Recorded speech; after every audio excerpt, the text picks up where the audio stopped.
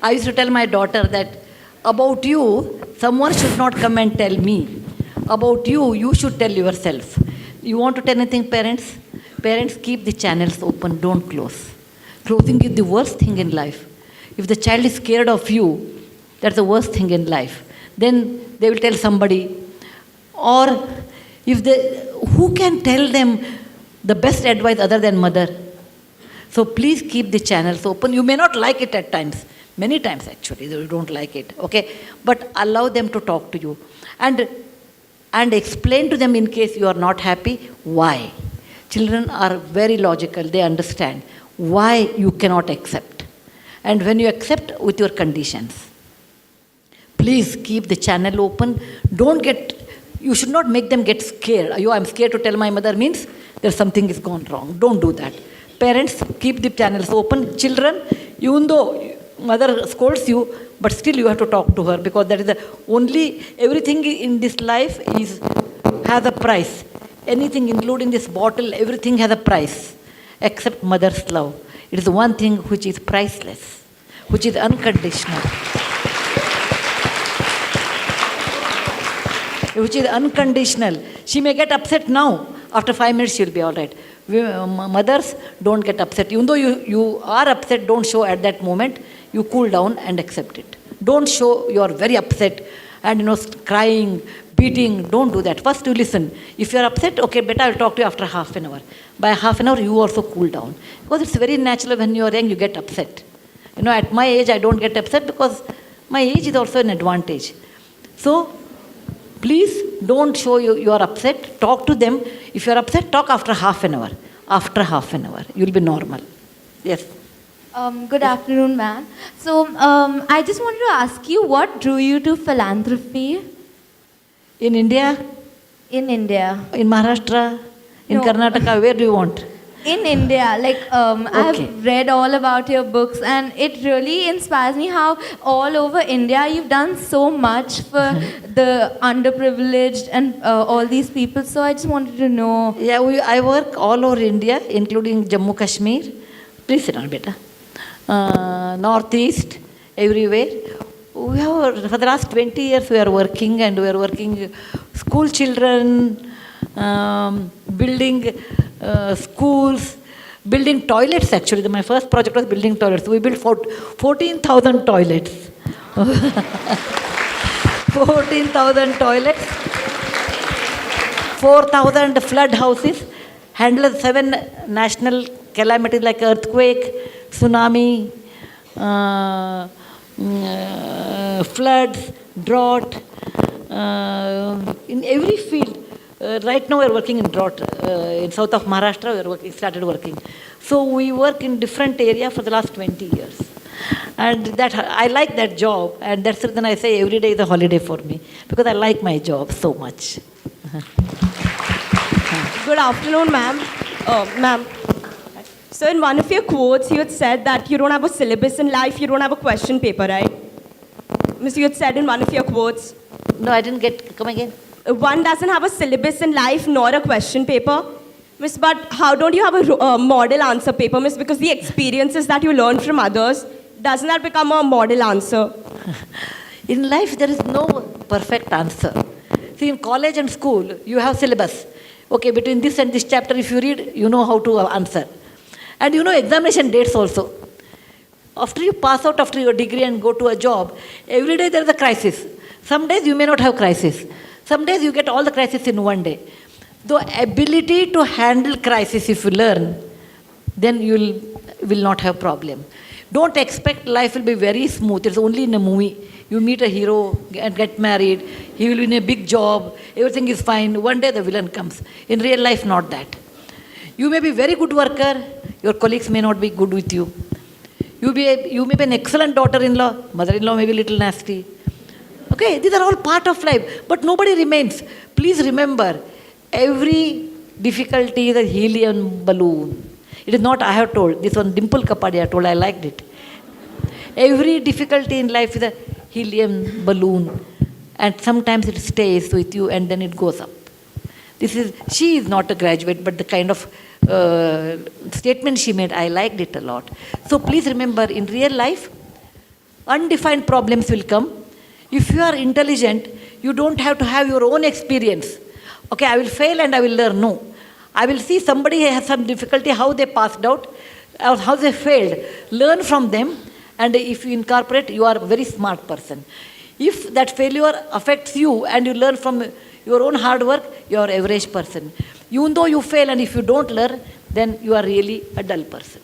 These are the three classes in real life. Learn from others' mistake, learn from your own mistake, don't learn from your own mistake. So try to become number one, learn from others' mistake. And if not possible, learn from your own. Don't ever think of the third degree. Okay, fine.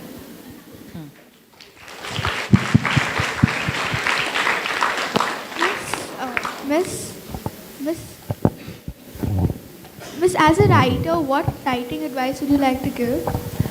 As a writer, what advice? Writing advice. Writing Tips to give. tips. Even I think other day I told, one is to be a writer, you should read a lot. Actually, you should read a lot. You should every day make it a habit to read actually. About at least 50 pages a day. New book, not the same book. Okay? Every day, actually, I did like that when I was a young girl of your age.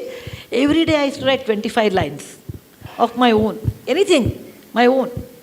Like I went to the market, I saw these things, I came back, I helped my mother in kitchen, like a diary. In our time, we had a diary. Today, that concept of diary is not there. So every day I have to write diary, and you can't write a story every day. So 25 lines every day I used to write. For several years, it improved A, my handwriting, B, my communication skills. So every day if you read, that helps you a lot to understand somebody's difficulties. Second thing is you should be a very sensitive person. If some beggar is on the road, and if you are not sensitive, then you don't even bother. The most sensitive human being ever produced was Buddha, who was a prince, saw someone was suffering and became a monk. Other was Jesus Christ.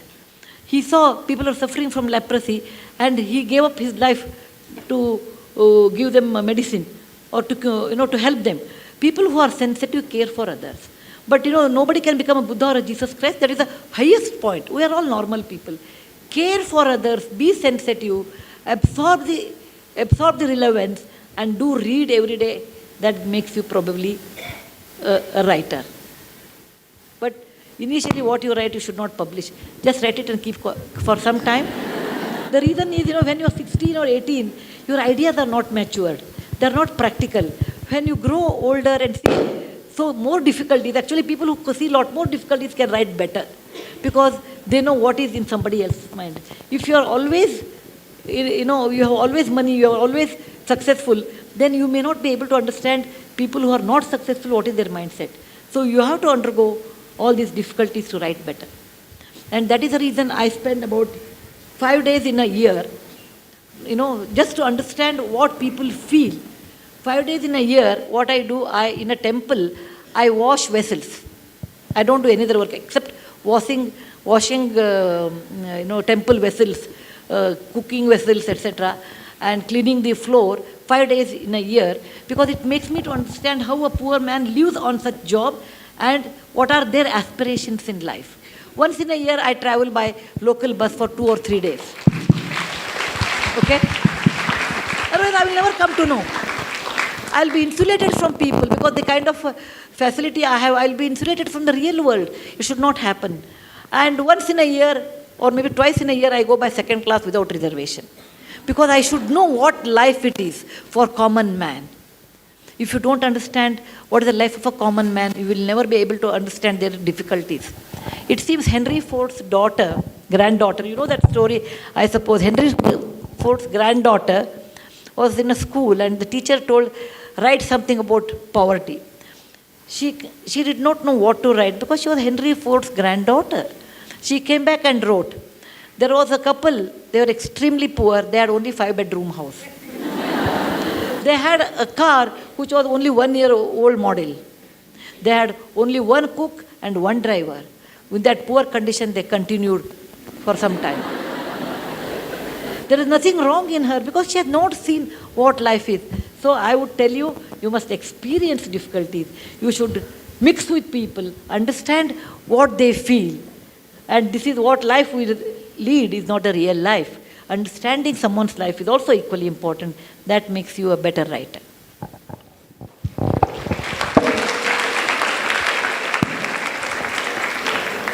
Good afternoon, ma'am. Ma'am, what is your... Where are you? Good afternoon, ma'am. Ma'am, what inspires you to do so much every day? Like, what is your inspiration? My schedule every day. Your inspiration. My inspiration are poor people, actually. My inspiration are poor people because when I look at them, I always say everybody wants to be born in a rich family. Everybody wants. Because it's a natural desire, no? You get good education, good food, good facility, everything. But there is an invisible line between poor and rich. Why people are born there, we do not know. There's not invisible, there's a visible line. There's somebody's decision that why somebody has to be born in that family, in that line, and why here. And we don't have control on that. So people who are born that side of the line, they may be as talented as you are, but they have less opportunity. And as a human being, I feel, I personally feel, I don't require that kind of a wealth to lead a normal life. Actually, in real life, people have a lot of misunderstandings regarding wealth. You have a lot of money, you live happily. No, money is only a facilitator in life. But you cannot eat golden rice. You eat the same rice. You really don't require the huge wealth to be happy in life. You require a mindset to be happy in life. So I always feel the money which is given to me, I'm a daughter of a college professor, doctor, and granddaughter of a school teacher, which was a middle class life. And I think when the money was given to me, it has given for a real cause in life. The cause is to help people on the other side. And that's the main strength or inspiration for me. You to start writing books. When I started writing, as a schoolgirl of your age, I told you I used to write a diary, 25 lines a day. Maybe I was 8 years old, I think. I started writing 8 years old, 9 years old, only 25 lines. By 16 or 17, I used to write good essays, actually. I remember when I was 16, I wrote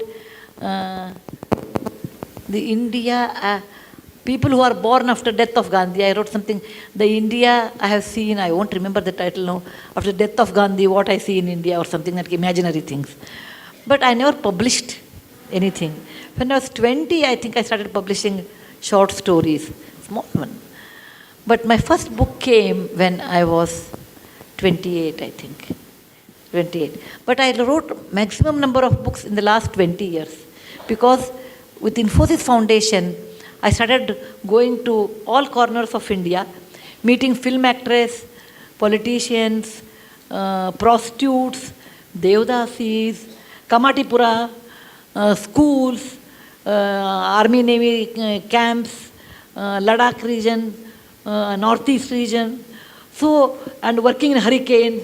All these experiences taught me the reality of life, and I could write more. But I started my first book, I think, was published when I was 28, I think.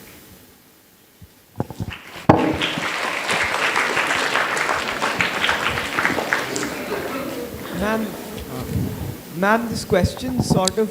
Actually, I'm so happy. One boy is asking question. Look at girls, they're so smart. I always believe girls are smarter than boys. Ma'am, this one question is actually from an older brother, like, as my role is an older brother. How do you tell someone that you're there to help them? And when they ask you questions, how do you help them out? No, I didn't get. If somebody asks me to help, how do I help? Yeah, and how do you explain to someone that you're actually there to help them and not to just stand and watch? Okay, please sit down. In Infosys Foundation, we get 400 calls a day altogether, incoming, outgoing, 400, around 350 emails, and about 200 letters or something. It's huge, actually, we get. We have our own process of elimination first. We do that. I'll tell you a story before that. Once, I don't know whether I have told this to some lecture or not, I don't remember. Once, about 15 years back, I was called as the chief guest to one music program. And normally I go little early than the schedule because I don't like to go late. It's a bad manners. Even today I think 5 minutes I was earlier than the schedule because I don't like to go late. So I went that day 15 minutes early. I sat in the corner at the back, and there were hardly few people because I was quite early. 2 women, well-off women with their diamond earrings and silk sari and all sitting and talking, and they were making remarks. My daughter is very dull. The second one told, how she will get married, I'm worried. I said, no, she should take up a job, then the boy is like a girl who is employed. So she said, yes, I was thinking. She said, okay, why can't she become a teacher? Then she told, no, I sent her to school and they said she's not capable, sent her back. Then she said, tell her to do some social work. Then the other lady said, is it that easy? Yeah, it's very easy. You have not seen Sudha Murthy. Every day she comes in the paper. Her husband has earned money. She doesn't have a brain. So that's okay. That's okay. That's what they think. So she writes a check. Every day she comes in the paper. So your daughter can become a social worker like her. I said, okay, now let me talk, because it's something connected to me. So I tapped their shoulders and said, have you seen Sudha Murthy? Have you met her? Oh, of course we met her. They said, when did you meet her last? Today morning. I said, same Narayan Murthy's wife? They said, yes. I said, I am Sudha Murthy. No, that lady looks at me and tells, oh, you have changed so much from morning to evening.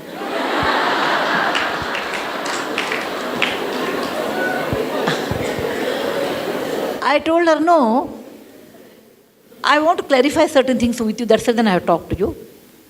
Don't ever look down upon teaching job. A teacher is the most respected job I ever think compared to any job, because they are creating characters, and that's the greatest thing.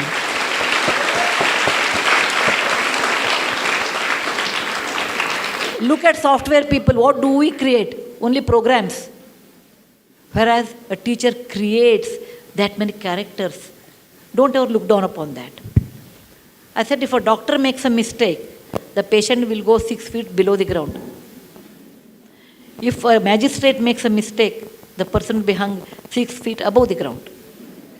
If a teacher makes a mistake, the entire batch is wiped out. And it is such a sacred job. Don't ever look down upon that. Coming to social work. I said, just because one has money, one won't become social worker. One can be a donor. A person sits in front of me in 10 minutes, I should measure whether he or she is eligible for the help what you give. It is only a lip sympathy we talk. If I am giving money, how much I should give and when I have to stop. That means I have to assess a person sitting in front of me in 10 minutes. It's not like 10 days or something time I don't have, because I will have 17 appointments a day. So when a person comes to meet us and asking money, before that we do homework. For what they are asking, I have a loan of 50,000, we don't give. I am building a mandir, church or a masjid, we don't give. I'm a Brahmin. I said it is not a criteria to be in life. You belong to one other community. I'm a Kannadiga, very good, but we don't give any money. I belong to Congress or BJP, we don't give any money to such. So we go on eliminating first. Then it comes to hardcore. In that, if we help a person, we don't do any lip sympathy. Oh, I'm there with you, such things we don't talk. We give, we don't give. If we give, with the condition we give. If you don't give, there is nothing to give. Then, if we want to give, we go on a simple principle. If I help for a project, is it going to help lots of poor people in that area? Bahujana hitaya, bahujana sukhaya. If I help, people ask us, I got an admission in Harvard, will you help us? I said no. In the same money, I rather give 20 children who are doing engineering. Because one fellow going to Harvard doesn't make any difference to me. But I rather make 20 engineers who are more useful to their families and the country. So, larger effect or impact on a larger people is always our criteria. And that's the way that is the way we go on assessing things. Then before that we do a lot of homework. Suppose I want to give something to a hospital. Before that we say, who are the people Who are the trustees? How are the trustees? Are they corrupt? Who are the beneficiaries?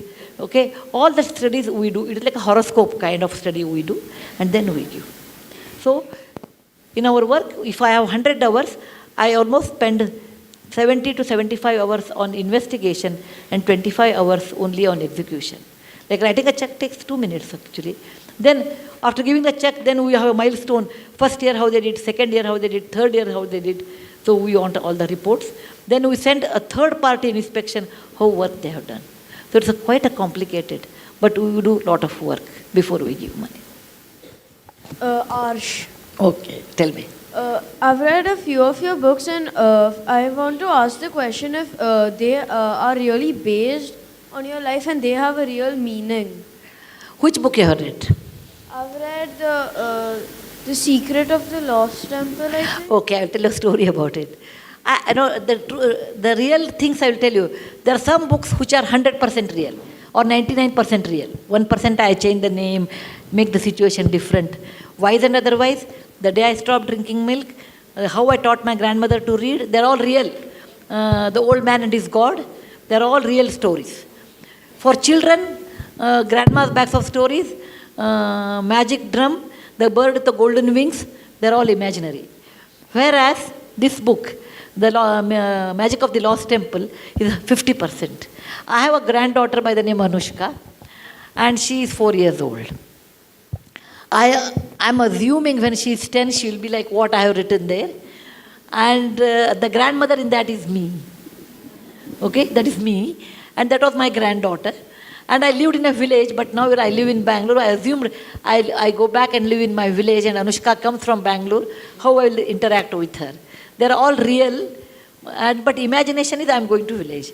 The pure imagination in that story is 3. The Somanaka temple, there are 3 temples, right?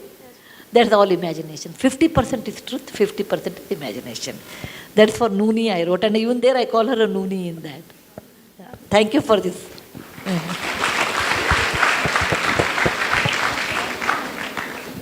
Good afternoon, ma'am. Where are you, beta? Huh? Yes, miss. Huh. Miss, I would like to ask you, would you like to share with us some of your experience with Infosys? Which one? I have written that in one of my books, but which one you call? I really don't know the name. Can you just tell anyone which you like?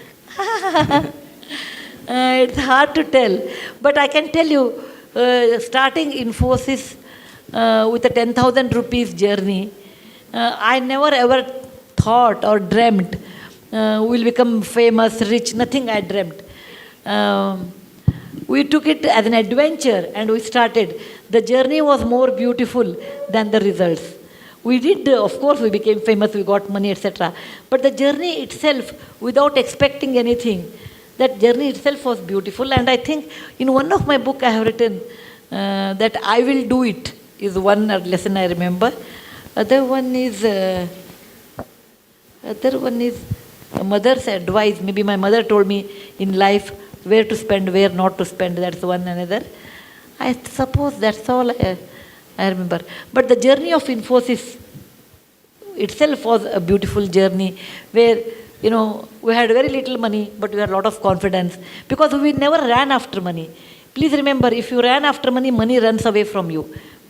If you run after good work, money comes behind you. And that's what Infosys is, that we ran after a good value system.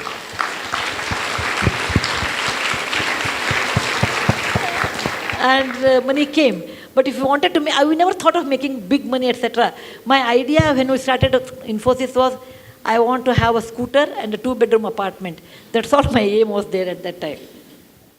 I never aimed money in my life at all, any moment of time, because money never fascinated me. It is the book which fascinated me. It is the knowledge which fascinated me. It is the children who they fascinated me. So my fascinations were so different. So money never fascinated me. So the journey of Infosys was more of our value system, how we ran, and with absolutely no money and absolutely nothing, we felt bad also. I used to drive the car. Later we had a car. I was a driver for a long time to drop everybody, pick up everyone. Then we all stayed in one house. Rodhi Nilekani, myself, and Sudha Gopalakrishnan. We used to cook. I never used to cook. They used to cook, but I used to take the food. So we lived like a joint family for some time. And my children were looked after by Rohini Nilekani. They will not do office work, whereas I will do my office work. She will do other work. As I used to be, if programmer is on leave, I will go and do programming. After all, it was a journey of our 5 fundamental founders lived in a joint family, or different language, different community, different state, lived like one family, and lived with a value system. And that's what I can call our journey.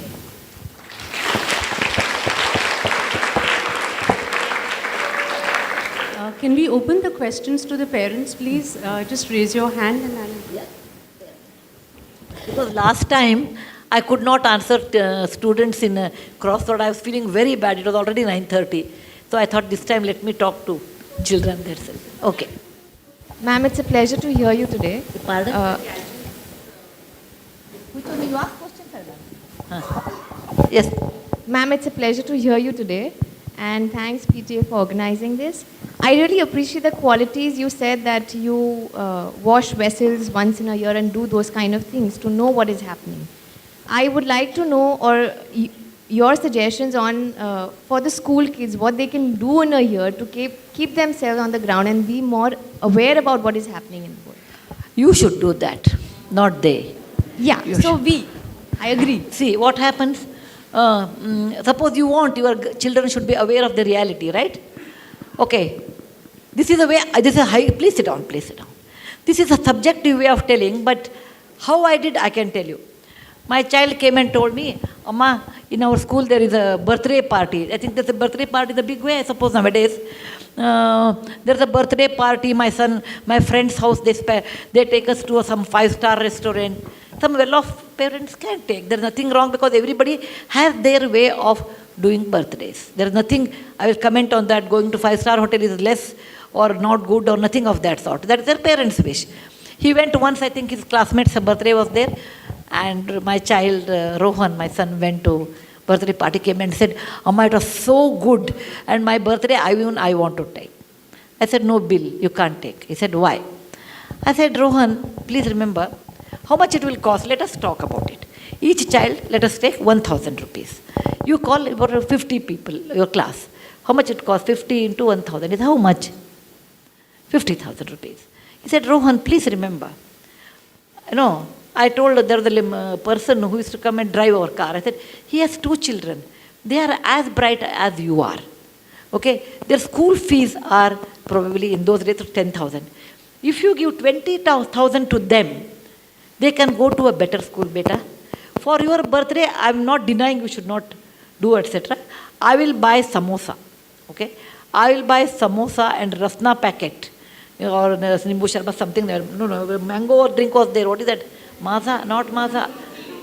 Fruity. Yeah.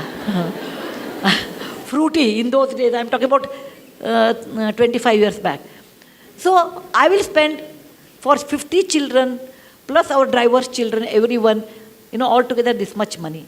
More than that, I think you should not spend, because what you are doing is wrong according to me. Those 2 children will not go to school, whereas you spend 50,000. And he didn't like it. What I said, he didn't like it. He said, oh, you always give me hishob, that means you always give me plus minus, always a balance sheet. I said, think over it, I will give you 3 days time. And after 3 days, he came back and said, okay, I agree, but along with samosa, you should give us 1 gulab jamun or something. I said, fine. Okay? So I told, and in front of him, I gave 10,000 to our driver's children through his hand. I said, Bill, from your account, there is a 50,000 rupees. Out of that, this is the way you have spent. This much money is left, and this you should give it to some good cause. And I used to take my children, when I wash vessels, I used to take my children to wipe them. You have to take your children. Fortunately, I had a job like this, where I go to Lambani tribal area, etc. I used to take my children. Come with me. I can show you they are very good children there. They don't have an opportunity. Is it not your duty? So I used to tell me, you make me so guilty, Amma, to spend any money. And today, because every time you'll bring one case like that. So today he says, Amma, what you did was a fantastic education, that when we spend so much money, we never think of someone else. And that sense of caring for others. For example, we have a cook, and a cook always gets food. So the cooks normally used to eat in the kitchen. I told one day, Rohan, I was talking about equality in life or some topic. When they become 14, 16, I treated them like adult. Just like adult. At least after 14 boys, after 16, girls also 13 only you have to do now, 1 year early. I treated them like adults, and we'll have a conversation on a dining table. I talked about equality, and I was talking about slavery in America. Equality is so important in life. Then he said, Amma, if that is equality, will our drivers, will our cook eat on the same table as ours? For a minute, I never thought about it. I said, yeah, why not? And he made it a point, our cooks eat at the same dinner table. But our cooks were hesitating, no, we don't want to eat. Then, I made a samsota, like you can eat after we eat. If you feel like eating, no, you don't want to eat with us, at least you use the dining table and eat on the dining table. It may be a small move, but that made a lot of awareness for my children, equality in life. When he was in Cornell school, Ron's birthday came, and I was thinking he was abroad in those days, what he will do. I would have been unhappy. This is my subjective opinion. If he spends so much money on a birthday, which comes every year, why waste that kind of money? It is not something like fantastic thing. It is not like we are Mahatma Gandhi born on October 2nd. We are ordinary people. We are just ordinary people. Let us not think that we are too great. If somebody says, oh, what do you think of yourself? I said, I'm a very ordinary person. Very ordinary person, but the situation made me great. The situation made me great. I'm very ordinary than like anybody else. You should bring up this idea with your children's mind. Look, my child, you are ordinary. Just because your father has money or I have money, you are not extraordinary. Money comes due to various reasons.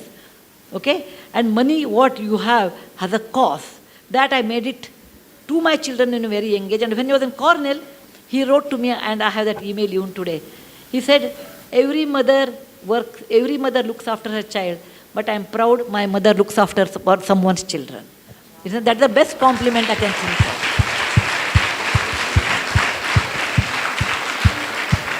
He got a scholarship. Then he got a scholarship, and he sent the very little money. He must have had 1 lakh rupee or something, not great money. He wrote to me, Amma, this money should be spent on my birthday to all those Jawans who died in the parliament attack in 2001. They died there so that we can live in free democratic India. It is not a big money. It is not a big money. But that idea of sharing wealth with somebody, idea of being sensitive, someone is poor and they have a right to live, and making equality along with our own driver and cook. Such ideas you have to initiate to your children. That is very important. Most of the time we don't do that because we think what others will think, what is the status. Suppose my neighbor comes, my cook is eating on the dining table, what they think of us. All those false values, all those tightened compartments we build around what people think. Let them think what they think. You cannot live on people's opinion. You have to live on your own opinion. And that you should understand to tell your children. Children will be, for many years, children will carry your values. Later, once they are married, their wife's value, once they are exposed to different values, that goes on changing. But to some extent, great extent, you can reflect it. Yes, please. Good afternoon, ma'am. Yeah. This lady wants to, yellow dress, she wants to ask. Yeah. Good afternoon, ma'am. Who is that? Ma'am, this is your good afternoon. Thank you. It's a lovely afternoon. You have given us a very beautiful lecture as well as a very good knowledge. My last question, probably there may be many parents like me must be wanting to ask questions. One challenge which I am facing these days is gadgets. So how to correlate a story to have a restrictions on the gadget on my children or many parents like me. I'm sure. Thank you. I'll tell you. Sometimes I say, thank God, my children are not born in this age, What are the gadgets we will have? iPhone. Phone is the most culprit, right? iPhone, iPad, laptop, Television. television. Let's take only 4. What is the age group of your children? Oh, still you can control, okay. Up to up to 18 you can manage somehow. Once they go to college, it becomes hard. But again, okay, 10 and 13 still you can manage. Put the switch off TV. You don't see TV. Put off, sell the TV. No see TV at home. Or if you have TV and they're really fond of TV, as a dessert, 10 minutes. Okay, as a dessert, okay? Put it off. Second thing, you have to tell children why not TV. Because once I told some film actor that one, anything, I can give a sermon, 2 people will understand. I can write a book, 10 people will read. If I act in a movie, thousands of people will understand. That's the result. Dangal is very, very good social message because entire country celebrates the birth of a daughter now. So, what you see in television, children absorb it with a high density. Most of the serials, with all ornament, fake though maybe fake, lot of ornament, big sindoor, and actually I'm wondering who wears that kind at home. I've never seen somebody wearing. And that chakpaki ka sari, red color, pink border, pink color, black border. And I wonder how do they work at home with that kind of a sari, because even with salwar kameez, it's so hard to work at home. They must be having 10 cooks at home, I feel, when I look at that. They're all unrealistic. You have to tell children, beta, they will make money.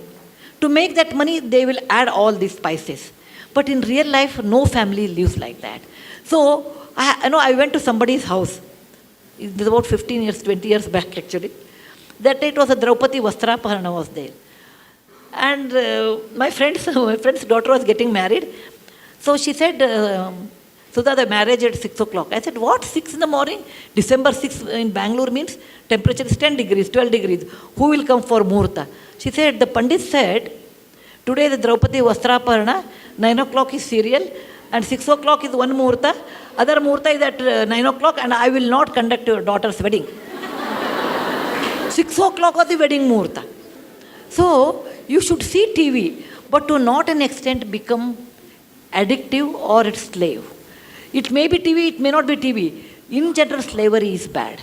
It could be for gutka, it could be for cigarette, it could be for alcohol.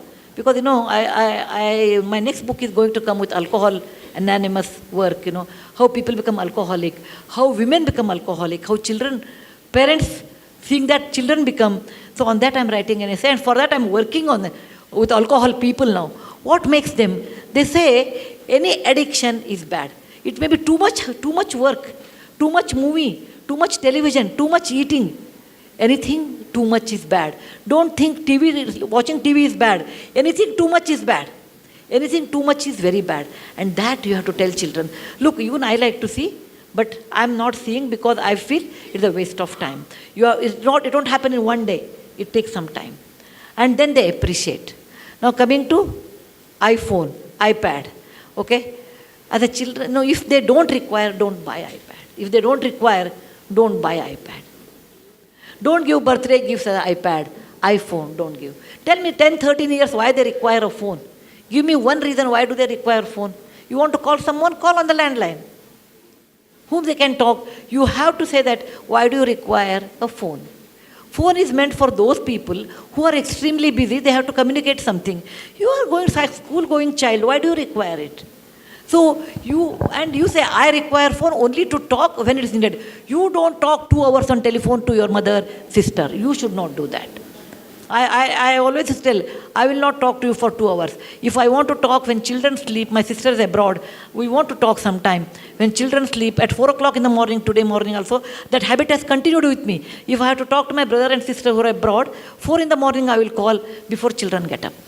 4 o'clock, 4 a.m. to 4:30. Because I want to communicate, but I don't want my children to say, you talk to your mother and brother half an hour and you tell us not to talk to my friends. Children give you that kind of a reply because they see. First, you have to restrain and tell children anything too much is bad. It is not TV. It is not iPad. Any habit, if you go in deep, is always bad. Okay? That's the one way. Second thing is, you sit with them and start reading with them. Nothing like reading. Nothing like quiz.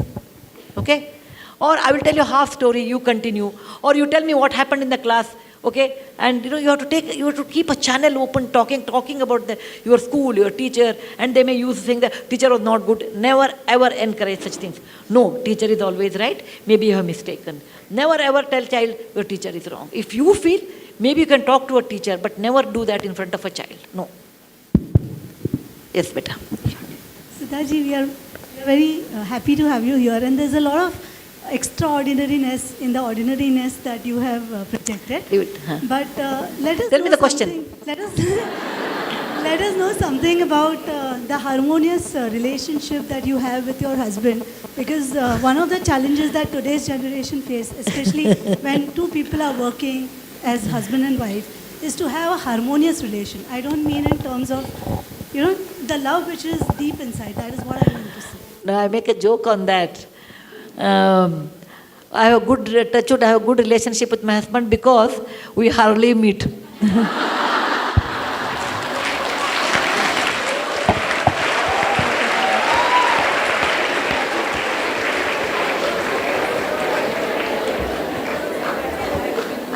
I will tell you the answer. My husband travels 20 days in a month abroad. I travel 22 days in a month village. Okay? How many days are left? 6 to 8 days in a month. So when you are with each other for 6-8 days, why fight?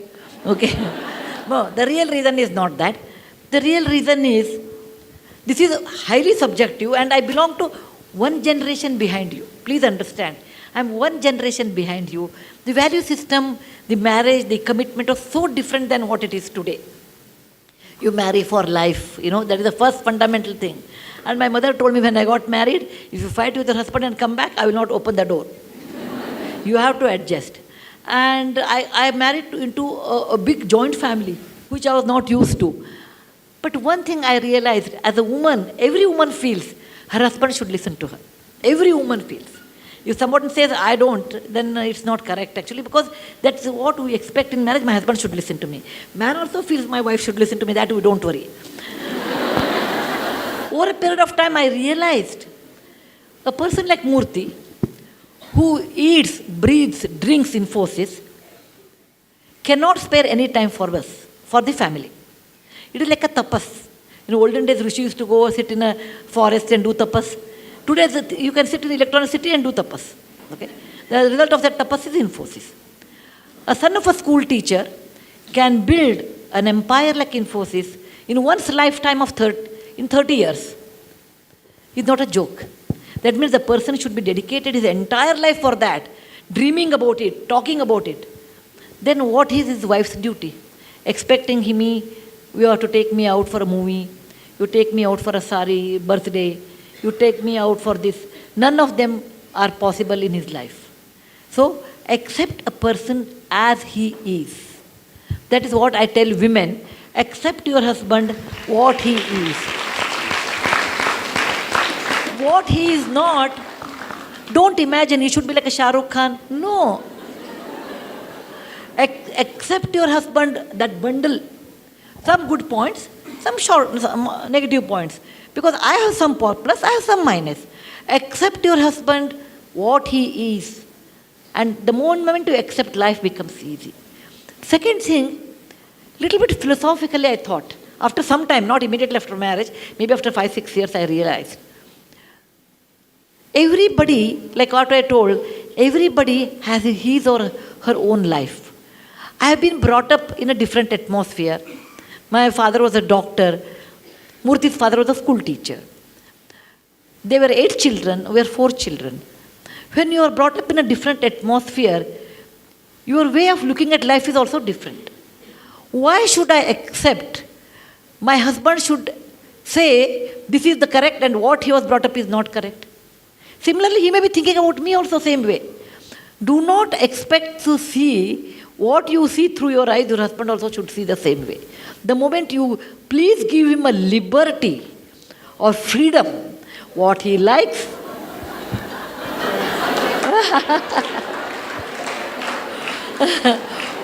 please allow him the liberty or the freedom, what he likes, why he wants to spend money on A, B, C, D, unless it's harmful for the family. Suppose he gives a little more money to your mother-in-law, little more money to sister-in-law. Let us assume that way. You may get upset for a minute, but you should also remember, whatever said and done, my husband used to do a lot more, actually. Lot more to mother-in-law, to his wife, compared to wife. Initially, I used to get upset. Then I realized, I knew my husband at the age of 26. First 26 years, who has taken care? She. She deserves more. She deserves more. Tell your mind, don't compete with her. After all, he was her son first, then my husband later. And this liberty gave me so much freedom not to contest with him for anything. And even now I tell him, look, as a friend, I feel what you are doing is wrong. As a friend, whatever projects they take, I think as a friend, if something is wrong, I tell him, as a friend, I will tell this is wrong. As a family unit, I'll accept it. Decision is yours. And I expect same thing from him. And he does that. As a friend, Sudha, this is not correct. As a family, I accept it. So, allow the freedom of men, and they should allow your freedom. That's the reason behind every successful woman, there is an understanding husband.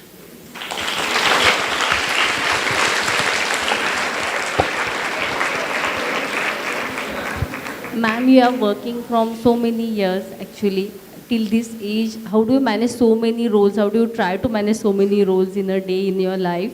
And did you have any guilt any day while bringing up your children and all that?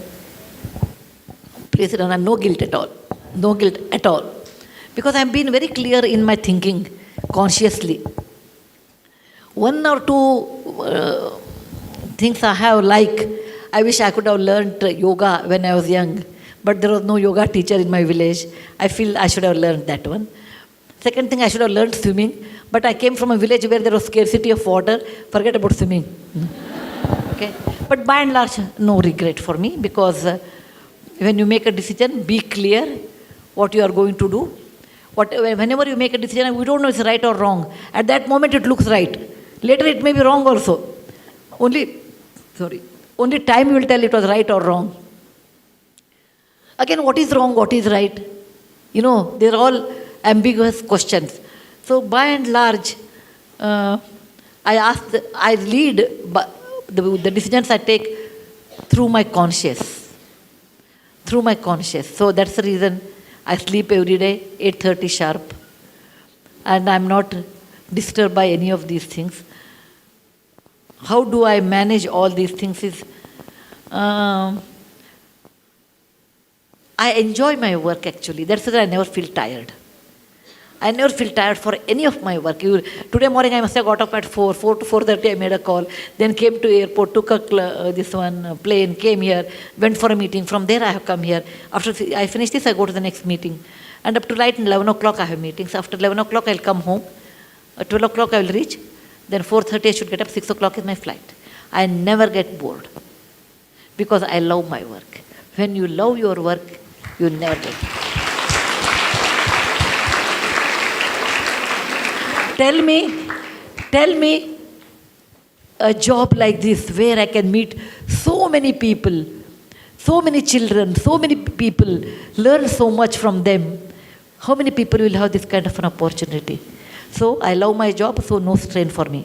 Second thing is, I don't spend any time on following things. Like I have never gone to market for 20 years. I have never gone to my market for 20 years. I really don't require anything from market. I don't attend weddings. Rarely I attend weddings. Rarely.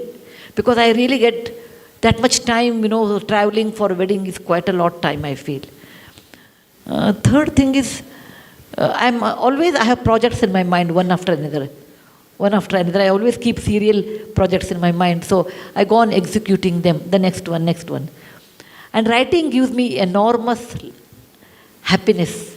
So once I write, I'll rejuvenate myself. And I normally do not waste time in chit-chatting. There's nothing wrong in that, but I don't enjoy that. I rather convert that time for reading or anything. Basically, you should love your job, what you do. Then you're always young at heart. That's what I want to tell you. Good afternoon, ma'am. Ma'am, as you said right now, and in one of your interviews, you said that you have not shopped for many of years. So, how should we, in particular children, limit ourselves to not do something which we should not like? No. I've not shopped for various reasons. One is, it is a custom in South India. I think my next book is going to have that essay. It is a custom in South India, when you go to Varanasi or Kashi, you should leave what you like the most. The lighter side on this is, I asked Narayan Murthy, why you have not gone to Varanasi? He told, what you like the most you have to leave. So I have to leave you, so I can't go. It is a joke. The custom is, when you go to Kashi, you have to leave what you like the most. There's a custom in South India. My grandparents were very old and they wanted to go to Kashi and have a bath in Ganga, like any religious people in India. And they could not do it because they were in a village, they were old also. So when I grew up, I went to Varanasi on their behalf, and I took water in my hand. I never thought about it. When the water was in my hand in the morning, and I saw sun and remembered the shloka, oh sun, you are the way. My grandfather was a Sanskrit scholar, so I learned Sanskrit in a very young age. We could converse in Sanskrit with him. So I took water in my hand and I remembered the shloka, oh sun, you are the witness in the Ganges, the Ganga of our country, who is a witness for all the civilization in our land. And then it says, I leave something to you. That struck me, what will I leave? Nothing, I became blank. Then I remembered, what is most important for a woman? It is shopping. Let me leave shopping forever to you, Ogan. That's it. After I had my bath, I came up and I said, what did I tell? I leave shopping forever in my life?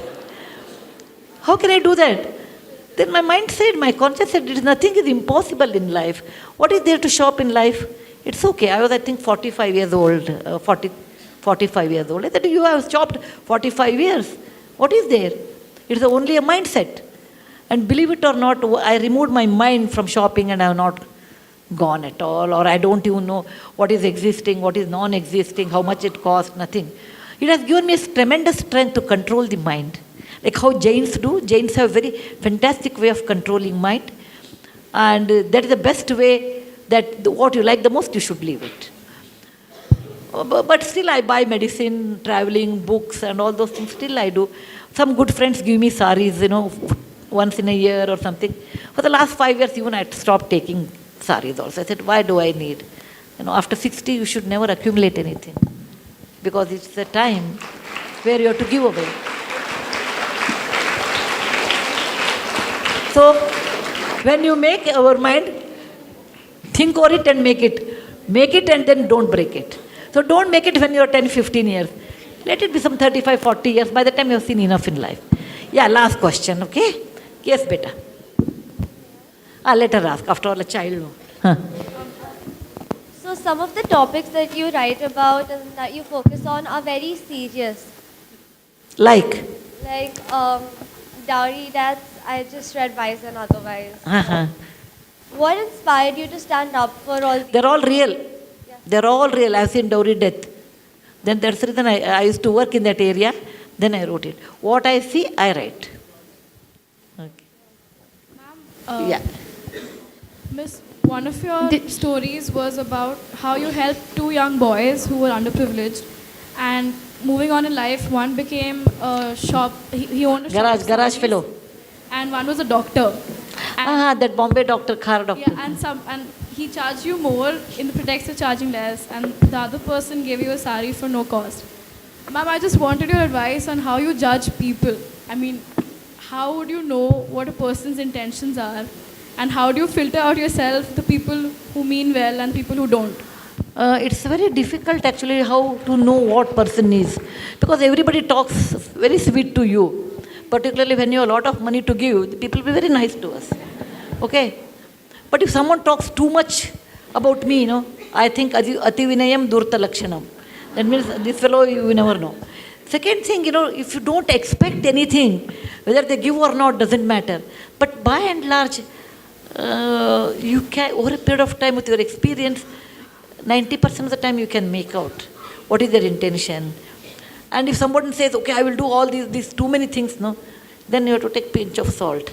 So by and large, we realize, but sometimes we do go wrong. It's the human nature. Greed it is not the people. Greed makes them to do that one.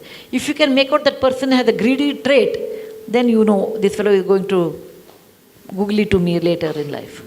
Did you always know you wanted to write and become an author? Was that your passion from the beginning? Did I know diary? Did you always know you wanted to write a book when you grew up? No, actually, I was quite, please sit down. I was quite blank about my future when I was young. I used to read, go to school, learn, always reading. I have taken life as it came. But maybe by 16, I made up my mind what I want to become. I wanted to become an engineer and I wanted to write. So at 16 or 17, I decided what I want to become. Before that, no. Before that, like a carefree. It's okay? Thank you very much.